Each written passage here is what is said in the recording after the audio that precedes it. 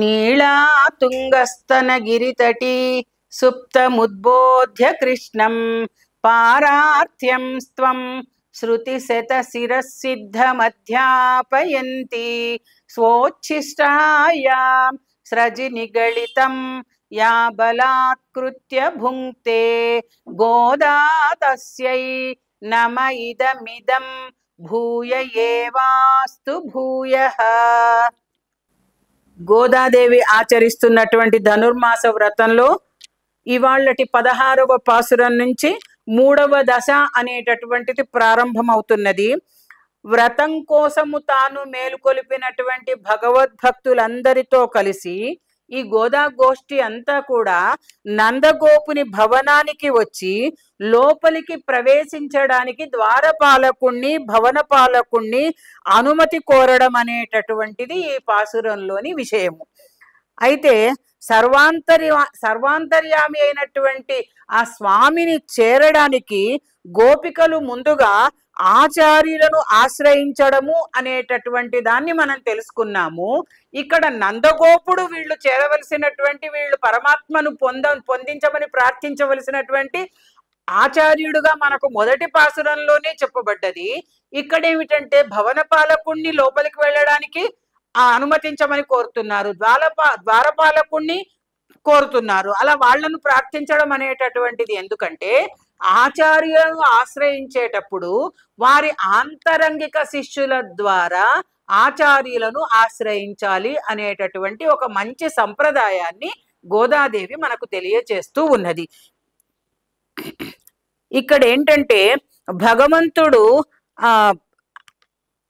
భగవంతుడు తనను నేరుగా వచ్చి ప్రార్థించిన వాళ్ళకన్నా ఆచార్యను ఆశ్రయించి వచ్చిన వారిని తొందరగా కటాక్షిస్తాడనేటటువంటి విషయాన్ని తెలుసుకుని ఆ సంప్రదాయాన్ని పాటించుకుంటూ ఆచార్య కటాక్షాన్ని కోరేటటువంటి గోపికలను మనకి ఇక్కడ దర్శింపచేస్తూ ఉన్నది.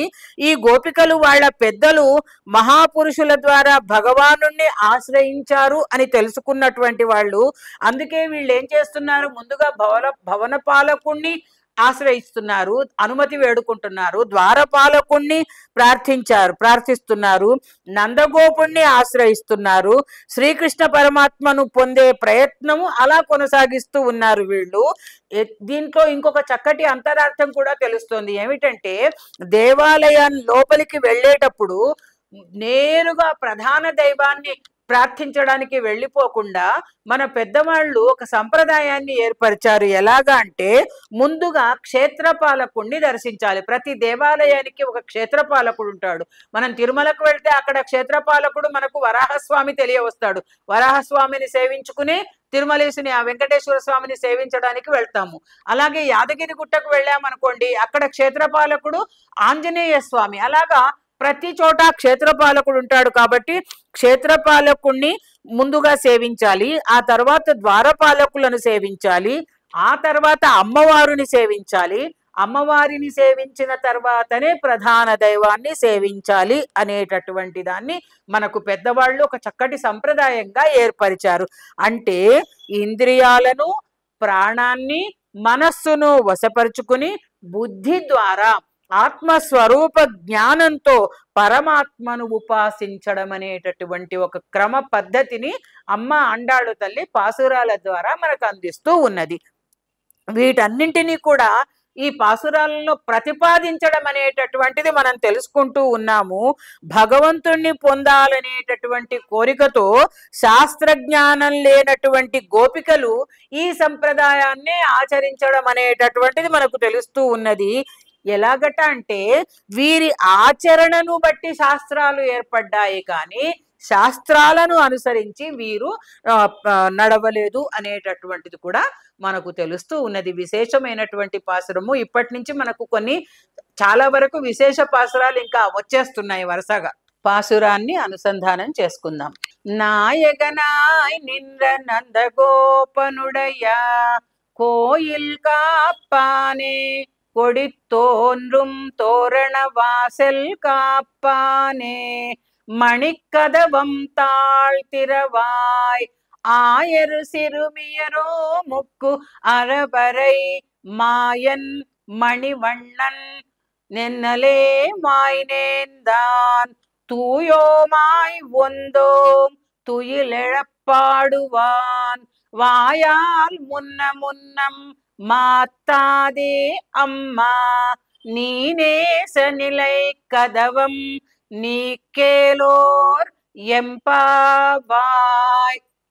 మాకందరికీ నాయకుడైన నందగోపుని భవనాన్ని రక్షించేటటువంటి భవన పాలకుడా లోపలికి విడిచిపెట్టు అని ముందుగా భవన పాలకుడిని ప్రార్థిస్తున్నారు. తర్వాత గరుడ ధ్వజంతో ప్రకాశిస్తూ తోరణాలతో శోభిస్తున్నటువంటి ద్వారాన్ని నిరంతరము రక్షించేటటువంటి ఓ ద్వారపాలకుడా, మణి ఖచ్చితమైనటువంటి తలుపుల గడియను నీవే తెరవాలి అని ఆ ద్వారపాలకుడిని ప్రార్థించడం అనేది మనకు తెలుస్తూ ఉన్నది. అయితే ఆ ద్వారపాలకుడు ఎవరు, మీరు ఎందుకు వచ్చారు అని ప్రశ్నిస్తున్న సమయంలో వాళ్ళు అంటున్నారు, మమ్మల్ని నీవు శంకించవలసినటువంటి పనే లేదు అని చెప్తూ, మేమంతా నిన్నటి రోజునే స్వామిని శరణాగతి చేసొచ్చాము. గొల్ల పిల్లలమైనటువంటి మాకు ఆశ్చర్యకరమైనటువంటి చేష్టలు కలిగినటువంటి ఆ మహామాయావి అయినటువంటి కృష్ణుడు వ్రత పరికరమైనటువంటి పర అనేటటువంటి వాద్యాన్ని ఇస్తాను అని వాగ్దానం చేశాడు. ఆ పరమాత్మ గుణగానం చేసి ఆ స్వామిని మేల్కొల్పడానికి వచ్చాము అంటే, ఎలా వచ్చారు మీరంతా? ఇలాగైనా వచ్చి మేల్కొల్పడం అంటే, లేదయ్యా మేమందరము తూయోమాయ్ వందోం తుయిలెడప్పాడు అని పరిశుద్ధులమై వచ్చాము.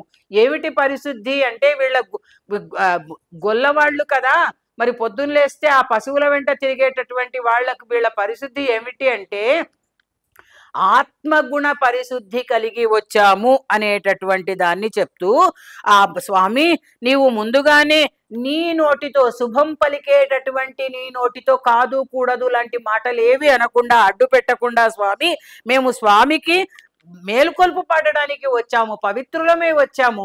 అలనాడు విశ్వామిత్ర మహర్షి కౌసల్య సుప్రజారామ అంటూ రామచంద్ర స్వామికి సుప్రభాతం పాడాడు.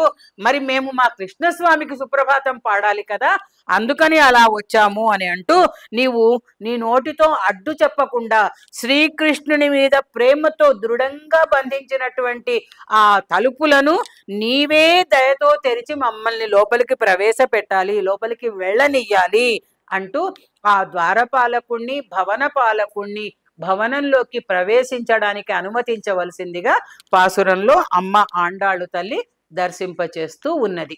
ఆండాళ్ దివ్య తిరువడిగళే శరణం.